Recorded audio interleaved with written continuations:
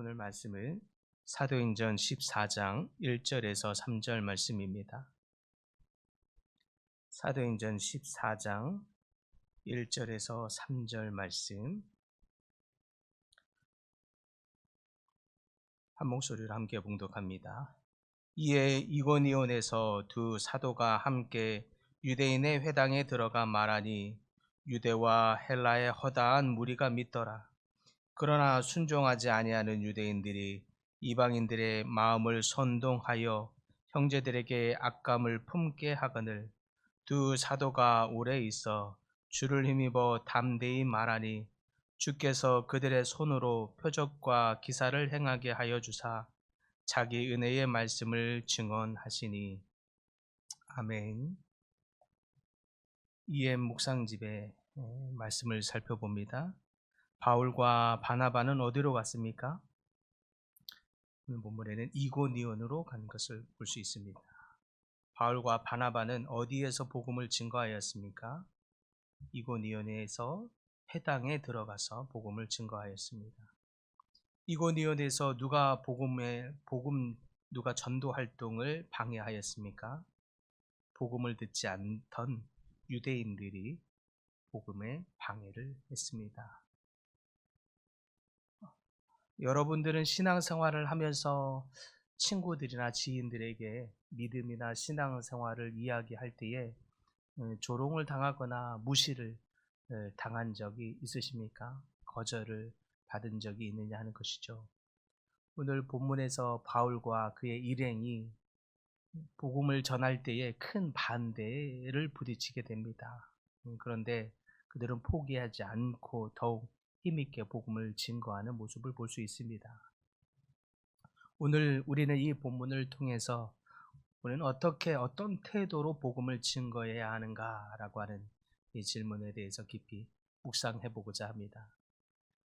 바울과 바나바는 늘 어디를 가든지 복음을 증거했습니다. 지난번 비시디아 안디옥에서 몇몇 복음을 증거할 때 몇몇 경건한 유대인들이 복음을 받아들이기는 했으나 대다수의 많은 사람들이 복음을 거부했습니다. 시기함으로 인하여 강렬한 저항을 만나게 되죠.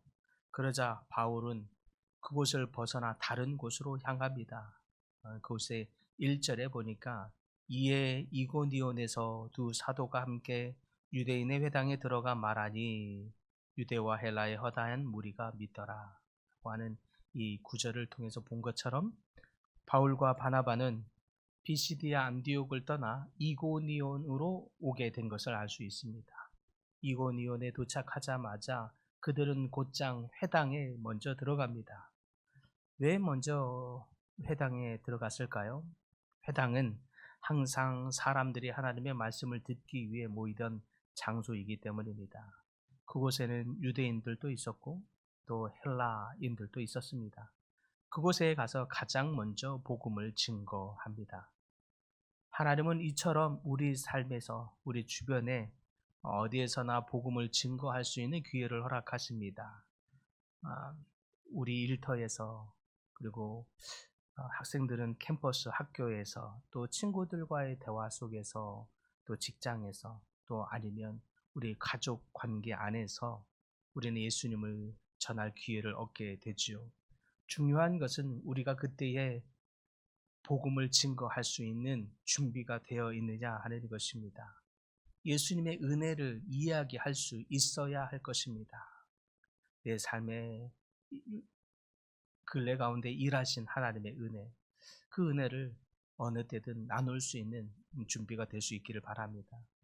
바울과 바나바는 기회만 되는 대로 그러한 복음을 증거한 것을 볼 수 있습니다.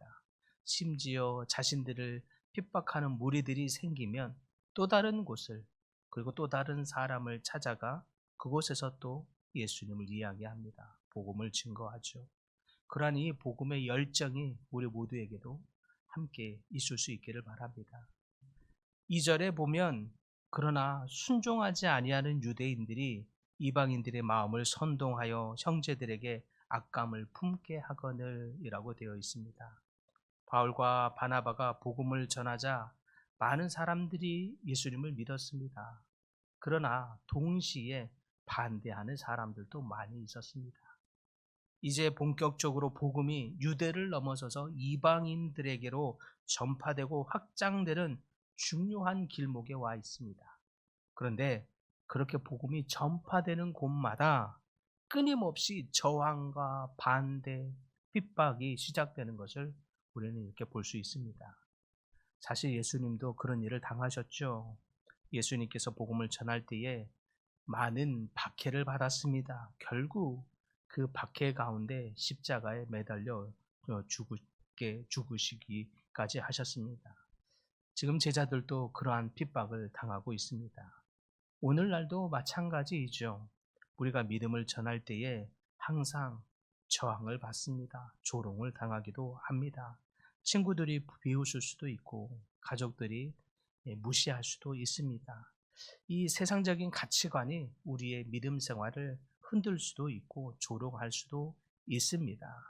하지만 중요한 것은 우리가 그러한 도전들과 격렬한 저항 앞에서 우리는 어떻게 반응하느냐입니다. 바울과 바나바는 수많은 반대와 저항, 핍박 속에서도 그러한 어려움이 있었음에도 불구하고 포기하지 않았습니다. 오히려 더욱 담대하게 복음을 증거한 것을 볼 수 있습니다. 여러분도 여러분의 신앙생활에서 어려움을 만날 때에 이와 같이 포기하지 않기를 바랍니다. 포기하지 않고 더욱 믿음으로 정진할 수 있기를 바랍니다. 우리가 이렇게 반대와 저항 속에서도 믿음을 잃지 않고 복음을 전하자 능력이 나타나게 됩니다. 3절에 보니까 두 사도가 오래 있어 주를 힘입어 담대히 말하니 주께서 그들의 손으로 표적과 기사를 행하게 하여 자기 은혜의 말씀을 증언하니라. 바울과 바나바는 저항을 만나면서도 굴하지 않습니다. 오히려 더 담대히 복음을 전합니다. 오래 머물며 복음을 전하였다고 표현되어 있습니다.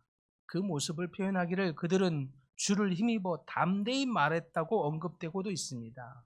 즉 복음을 끝까지 포기하지 않고 전하는 그들의 모습 속에 하나님의 능력이 나타나기 시작합니다. 하나님께서 그들에게 표적과 기사를 행하시고 능력을 나타내시며 말씀을 확증하고 있는 것을 볼 수 있습니다. 그러므로 우리가 복음을 증거할 때에 예수님의 은혜를 나눌 때에 두려워하지 않기를 바랍니다. 하나님이 함께 하실 것입니다. 저 사람이 복음을 거절하면 어떡하나? 저 사람이 나를 또 미워하면 어떻게 하나? 괜히 복음을 이야기하다가 예수님을 이야기하다가 우리 사이만 나빠지면 어떡하나? 염려하고 걱정하지 않기를 바랍니다. 더욱 오히려 담대하게 여러분의 속에 역사하신 하나님의 은혜, 여러분이 경험한 하나님의 그 역사를 전하게 될 때에 하나님이 함께 하실 것입니다. 우리의 말과 우리의 삶, 우리의 행동을 통해서 역사하시는 그 하나님의 은혜를 증거하기 시작할 때에 우리를 통해서 변화한 그 하나님의 실제를 나누기 시작할 때에 오히려 하나님이 우리 가운데 일하신다는 것입니다. 놀라운 것은 우리가 복음을 이야기하기 시작할 때 우리의 영이 살아나고 우리의 삶이 회복되고 하는 이 회복의 역사를 하나님이 일하신다라고 하는 것입니다. 그러므로 사랑하는 성도 여러분, 이제 여러분이 어디에서 또 누구에게 복음을 전하시겠습니까? 바울과 바나바는 극렬한 저항과 반대를 만나면서도 어디에서나 또 누구에게서나 이 사람이 복음을 듣지 아니하면 또 더 저 사람에게 방해가 또 그 저항이 있었음에도 불구하고 굴하지 않고 기회가 되는 대로 복음을 증거했다는 것, 이러한 열정이 여러분의 삶 안에 있기를 바랍니다. 또한 어떤 저항에도 흔들리지 않는 믿음의 담대함이 있을 수 있기를 간절히 바랍니다. 우리가 이 담대함으로 이 열정으로 복음을 증거하기 시작할 때 우리의 삶을 통해서 예수님을 나타나기 시작하고 우리의 삶을 통해서 예수님의 은혜를 이야기하기 시작할 때에 하나님이 우리 삶에 역사하실 것입니다. 더 큰 은혜를 부으실 줄 믿습니다. 하나님이 나타나실 것입니다. 하나님이 함께 하실 줄 믿습니다. 그 증거를 그 삶의 역사를 여러분의 삶에서 증거함으로 말미암아 복음이 여러분을 통해서 열방 가운데 흘러가는 귀한 통로로 여러분의 삶을 사용할 수 있기를 간절히 축복합니다.